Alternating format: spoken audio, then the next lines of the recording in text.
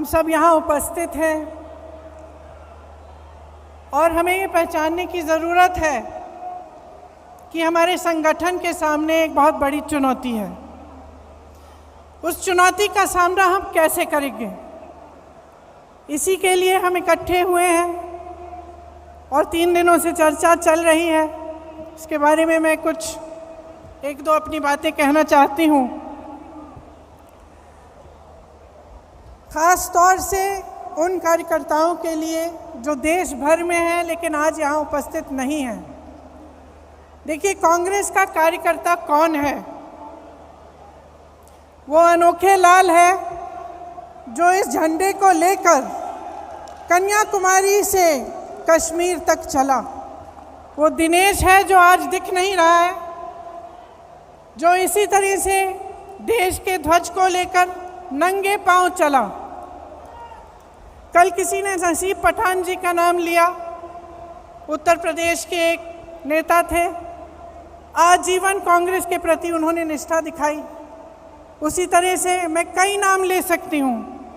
कल जब शोक प्रस्ताव हुआ, ईश्वर चंद शुक्ला जी का नाम नहीं लिया, लेकिन ईश्वर चंद शुक्ला जी, उनको टिकट नहीं मिला चुनाव में, फिर भी वे प्रचार किए और प्रचार करते करते उनका देहांत हुआ। मैं पच्चू पासी का नाम ले सकती हूँ, जो रोज़ सुबह वही सफ़ेद जूते पहनकर गांव-गांव जाते थे, कांग्रेस के लिए प्रचार करते थे, कांग्रेस का झंडा फहराए रखे। उनका भी देहांत हुआ। यूपी में हम मजाक में कहते हैं कि एक लाइफ लॉन्ग कांग्रेस सफरर होता है। जो यूपी के कार्यकर्ता हैं ये समझेंगे ये बात। जो कार्यकर्ता आजीवन अपने वजूद के लिए संघर्ष करता है, वो मैं आज थोड़ा उसके पक्ष में बोलना चाहती हूँ। और मैं कहना चाहती हूँ कि जब भी हम ऐसे इकट्ठे होते हैं तो हम नए नए प्रस्ताव लाते हैं और ये सही है। हमने कहा है कि मंडल तक हमें अपना संगठन बनाना है, ब्लॉक तक बनाना है, नए लोगों को जोड़ना है, लेकिन ये कर्मकांड नहीं होना चाहिए। ये प्रस्ताव कागज़ पे नहीं रहना चाहिए। इसको करने के लिए हम सबकी जिम्मेदारी बनती है कि हम गांव-गांव जाएं, ब्लॉक ब्लॉक जाएं और अपने संगठन को मजबूती से बनाएं। भारत जोड़ो यात्रा निकली, श्री राहुल गांधी जी बैठे हैं। उन्होंने कांग्रेस की विचारधारा की एक लंबी लकीर खींच के दिखाई, जो बहुत समय से नहीं हुआ था, उन्होंने करके दिखाया। पूरे देश ने देखा कि कांग्रेस का कार्यकर्ता, कांग्रेस का नेता किस लिए खड़ा है, किस विचारधारा के लिए लड़ रहा है, उस विचारधारा का मतलब क्या है। ये काम भारत जोड़ो यात्रा ने किया। देश भर से लोग आए, कन्याकुमारी में आए, केरल में आए, मध्य प्रदेश में आए, हर जगह जहाँ जहाँ यात्रा गई वहाँ आए। जब कश्मीर में थे तो मैं कुछ महिलाओं के साथ खड़ी थी, यात्रा का इंतज़ार कर रहे थे हम। उन महिलाओं ने मुझे कहा कि 3 सालों से उनको घर से निकलने की हिम्मत नहीं थी, लेकिन इस यात्रा ने उन्हें हिम्मत दी, वे बाहर आए। तो ये हिम्मत दिलाना, ये हम कांग्रेस जनों का काम है, जो समझ रहे हैं कि देश में गलत हो रहा है, जो देश की राजनीति को देखकर समझ रहे हैं कि जो हो रहा है वो ठीक नहीं है। उनको एक प्लेटफॉर्म देना, उनकी आवाज़ को बुलंद करना हमारा काम है। जो नहीं समझ रहे हैं उन्हें भी समझाना, उनके पास जाना हमारा काम है। तो ये एक बहुत बड़ी जिम्मेदारी है।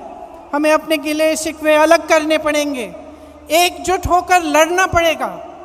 हमें दिखाना पड़ेगा इस देश को कि आज नौजवानों के पास रोजगार नहीं है। जितने भी विज्ञापन हैं, जो भी दिखा रहे हों, जहाँ जहाँ हम जाते हैं रोजगार नहीं है। रोजगार क्या, जो नौजवान परीक्षा देते हैं भर्ती के लिए, वो घोटालों में उलझे हुए हैं।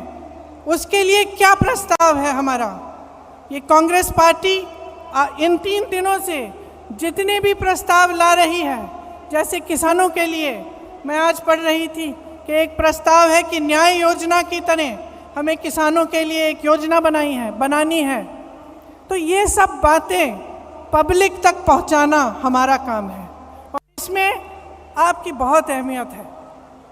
तो एक साथ हमें काम करना पड़ेगा, चाहे महिलाओं के लिए, उनके विकास के लिए, चाहे ये समझाना कि जबकि देश का किसान आज कर्ज में डूब रहा है, मुश्किलों से घिरा हुआ है, लेकिन ज़मीन प्रधानमंत्री जी अपने दोस्तों को मुफ्त में दिलवा रहे हैं।